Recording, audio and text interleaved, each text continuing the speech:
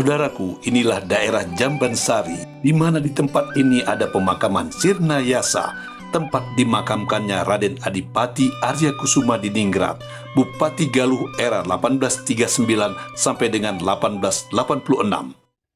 Assalamualaikum warahmatullahi wabarakatuh. Apa kabar saudaraku? Mudah-mudahan Anda semua dalam keadaan sehat walafiat. Nah, sekarang saya sedang berada di Ciamis, di makam Raden Adipati Arya Kusuma Diningrat. Nah, beliau adalah salah satu tokoh Bupati Galuh ya, yang sangat terkenal. Nanti kita kasih informasinya, kita ngobrol dengan Kang Nandang. Dan leluhur panjenengan juga. Iya, leluhur saya juga. Baik. Oke, ayo kita lihat. Baik, selamat sore. Assalamualaikum warahmatullahi wabarakatuh. Ikhwan akhwat, saudara-saudari dimanapun berada. Terima kasih hari ini saya dapat kunjungan daripada salah satu cicit buyutnya keturunan daripada R.A. Kusuma Diningrat melalui terah R.A. Kusuma Subrata, yaitu Raden Iwan. Alhamdulillah hari ini beliau ingin mengupas tuntas tentang sejarah yang berada di makam R.A. Kusuma Diningrat atau areal makom keluarga besar yang dinamakan artinya Jambansari. Nah, di sana ada tertera nama beliau, salah satu leluhur Om Iwan juga, dan leluhur kita yang bernama Raden Adipati Arya Kusuma Diningrat.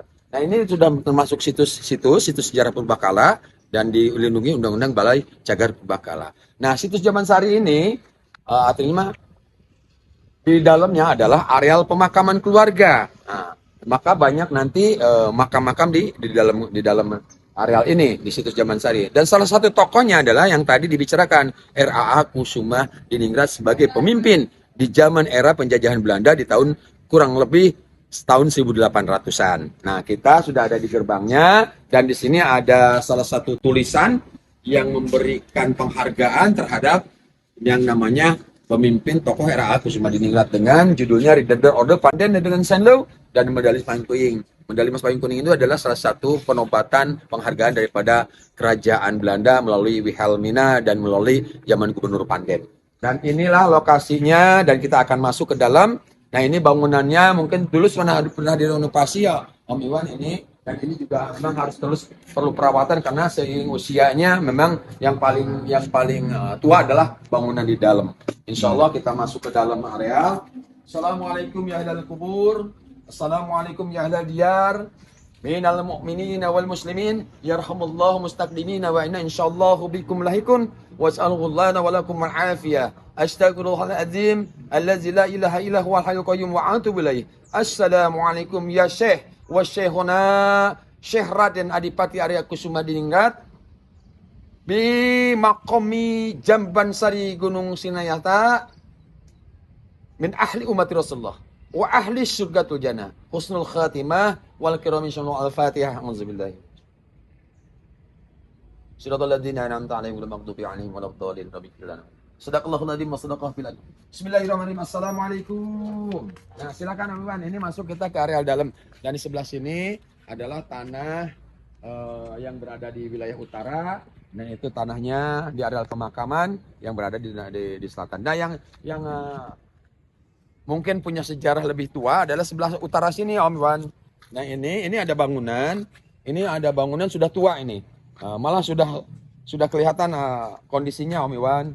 Nah, ini keprihatinan kita semoga juga menjadi bahan perhatian terutamanya bagi pemerintah, masyarakat yang khususnya bagi keluarga pengelola melalui yayasannya. Ini sudah mau roboh karena sudah tua. Melihat kondisinya sudah harus mau ada perbaikan. Nah, ini adalah bangunan garwanya Eyang Adipati Arya Kusuma Diningrat, ada 4 di sini gitu. Dari mulai Eyang Fitnio ke Nyimas Ayu Pamunah, Nyimas Ayu Susasih dan Nyimas Ayu Panimba atau Hajah Siti Sophia. Inilah bangunan yang sudah agak tua. Lalu kita nanti ke sana. Nah, ini juga mudah-mudahan menjadi sumber informasi bagi keluarga besar yang belum mengetahui tempat leluhurnya. Ya, saya yakin pasti ada cucu-cucunya yang belum memahami, yang belum. Nah, ini kalau ini bangunan baru, ini dari keluarga yang bermanfaat dan ini dirawat oleh Om Boy Gotaba beserta keluarga karena di sini ada leluhurnya. Lalu ini pemakaman yang sebelah sini, ini paling terbanyak adalah terah daripada Sumedang Larang. dari Eyang Mustikaningrat melalui Eyang Gurdi Kusuma Winata. Nah, ini adalah makam putrinya Kanjeng Eyang Adipati Kusuma Diningrat yang dinikahi oleh Raden Arya Sutadinata atau bergelar Pangeran Sugi dari Sumedang Larang. Ini beliau. Nah, ini juga putranya, putra beliau, cucunya Kanjeng Eyang, putranya Eyang Mustikaningrat, Raden Panji. Nah, itu. Dan kerabatnya di sana, dan sebelah sana juga ada tempat leluhurnya Kang Hanif. Nah, yang ini putranya Kanjeng Eyang yang bernama Eyang Kusuma Miarja daripada garwa yang berbeda. Nah, dari sini inilah kerabat semuanya, anak cucu buyut yang terakhirnya daripada Eyang Kusuma Miarja. Dan yang itu, yang bangunan itu adalah itu keturunan Eyang Pangeran Sugi juga, namanya Eyang Sumitra gitu.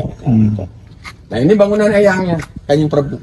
Dan di sana ada tulisan yang ditulis oleh Kanjeng Eyang kurun waktu di zaman tahun 1874 di zaman penjajahan Belanda, dan beliau menulis sendiri dengan salah satu maknawiyahnya itu adalah bahasa tembang sastra ditulis oleh Kanjeng Eyang yang kira-kira mungkin di keluarga itu sudah dicetak juga. Jadi tembangnya itu pakai langgam Kinanti Kunasari. Judulnya di atas itu Jamban Sari Tinakdir yang Agung Cainata Bapaknya Kit Amal Jariah Kaula Bupati Galuh Ciamis Arya Kusuma Diningrat Payung Mas Pajeng Kuning 1874. Jadi menyatakan bahwa ini adalah Jamban Sari. Dalam tembang itu, Jamban Sari sudah ditakdirkan oleh Allah, oleh Yang Maha Kuasa. Ditakdirkan oleh Yang Agung. Airnya menjadi wasilah obat penyakit. Nah, itu pernah diutarakan oleh Eyang ketika beliau berjumeneng. Gitu. Airnya obat penyakit. Amal jariahku, kata Eyang. Gitu. Barang siapa rakyat Kabupaten Ciamis atau Galuh dulu gitu ya, yang datang ke Jamban Sari, baik mandi ataupun minum airnya, maka aku wasilahkan sumber mata air ini adalah anugerah daripada Allah dan akan menjadi obat segala penyakit. Dan Kanjeng Eyang berbicara, beliau yakinkan kepada Yang Maha Kuasanya dan yakinkan kepada dirinya. Jadi keyakinannya kepada Allahnya dan yakin kepada diri kita sendiri bahwa penyakit itu akan sembuh oleh Allah Subhanahu Wa Taala. Itu sadar. Nah, maka Ini airnya. Ya. Nah, ini salah satunya dari sumber mata airnya yang diambil ke sini. Nah, ini salah satu airnya gitu. Sesungguhnya kan di sana nanti harus dikembalikan lagi ke marwah yang sesungguhnya dulu, seperti alamnya demikian, bahwa airnya harus hidup lagi, sumber mata airnya dihidupkan lagi. Nah, ini bangunannya Om Iwan, ini bangunannya ini sudah tua, nanti bisa dilihat, perlu perhatian serius karena sudah banyak yang patah, dan ini bangunan sudah berkemiringan 25 derajat.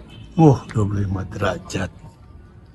Raden Adipati Arya Kusuma Diningrat adalah putra kedua dari Raden Adipati Adikusuma, Bupati Galuh era 1819-1839, dan Raden Ayu Gilang Kancana. Raden Adipati Arya Kusuma Diningrat menjabat sebagai Bupati Galuh 1839 sampai dengan 1886 pada usia 25 tahun. Saat menjabat sebagai Bupati Galuh, beliau terkenal dengan sebutan Kanjeng Prabu karena keberhasilannya dalam membangun Kabupaten Galuh menjadi daerah makmur. Raden Adipati Arya Kusuma Diningrat wafat pada 18 Oktober 1886, dimakamkan di daerah Jamban Sari dengan nama pemakaman Sirnayasa. Disebut Jamban Sari karena mata air yang keluar sepanjang tahun diyakini dapat menyembuhkan bagi yang sakit. Ini wilayah ini pemakaman keturunan Kanjeng Eyang Adipati Arya Kusuma Diningrat, dan ini adalah satu yang saya presentasi, ada Raden Awandira, terus ada Raden Parmana Ningrat.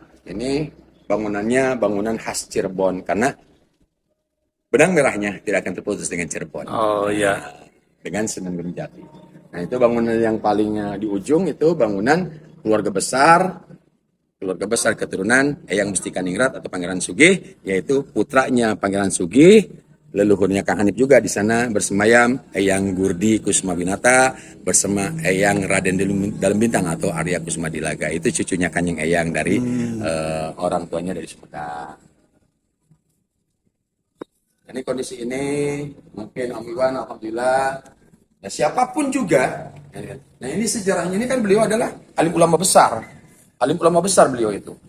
Karena di abad Syiar Islam, di kurun waktu tahun 1800, beliau ketika diangkat 1839 menjadi Pul Adipati itu, beliau sudah mulai eksodus menyebarkan artinya Syiar Islam. Maka salah satunya beliau bersama-sama ayahandanya Raden Adipati Adikusuma membangun sebuah bangunan tempat ibadah orang Islam di pusat kota, yaitu namanya Kauman atau yang sekarang menjadi Masjid Agung Kabupaten Ciamis.